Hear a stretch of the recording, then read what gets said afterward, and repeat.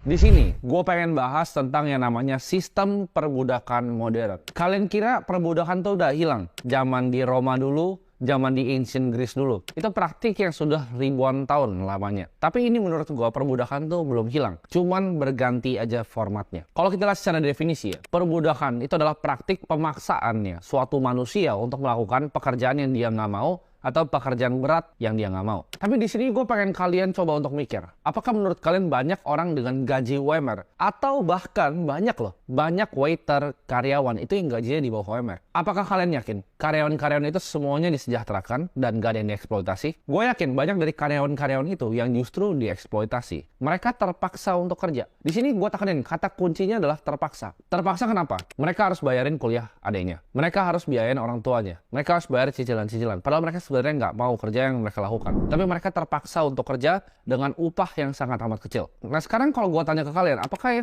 itu bukan sistem perbudakan modern? Di hidup ini kita sebagai manusia, kita butuh kebebasan. Kebebasan untuk apa? Kebebasan untuk beropini. Kita harus kebebasan untuk punya pikiran sendiri. Kita punya kebebasan akan waktu kita maupun uang kita. Nah tapi di sini ya, banyak yang kira perbudakan tuh udah hilang. Banyak yang kira budak itu di bayangan kalian tuh dipecut-pecut kan. Memang betul ya. Untuk bangun misalnya di Roma itu dipecut-pecut. Tapi jangan salah kalian, budak itu dikasih makanan loh. Budak itu dikasih tempat tinggal. Kalian lihat kan, budak tuh ada yang beranak, punya anak segala macam, punya keluarga. Budak itu dikasih makan, dikasih tempat tinggal. Sekarang coba kalian pikir secara baik-baik, apa bedanya? Pemerintah itu menciptakan uang dari angin, ya kan? Dia ciptakan uang fiat. Nah, uang ini dibagikan oleh para perusahaan ke para karyawannya yang misalnya gajinya UMR atau bahkan di bawah UMR. Sekarang apa bedanya? Kalau budak kan tadi dikasih makanan sama dikasih tempat tinggal. Sekarang dikasihnya uang. Tapi bedanya apa? Makannya lu beli sendiri, tempat tinggalnya lu cicil sendiri. Tapi konsepnya sama kan? Ditukarnya cuma sama uang, kalau itu langsung dikasih tuh makanan dan tempat tinggalnya. Untuk jadi sebuah manusia yang bebas, kita butuh kebebasan waktu dan kita butuh kebebasan lokasi. Di sini pertanyaannya gimana caranya kita bisa keluar dari sistem perbudakan modern ini? Uang itu kita tahu cuma ada dua caranya untuk didapatkan sebenarnya. Antara kita menciptakan uang, which is kita nggak bisa, bank sentral, atau kita ngambil dari orang lain. Kita ambil dari peredaran uangnya, karena uang terus berputar. Ada 3 cara untuk ngambil uang dari peredaran ini. Yang pertama adalah kita tukar waktu kita untuk uang. Ini yang paling basic. Yang kedua,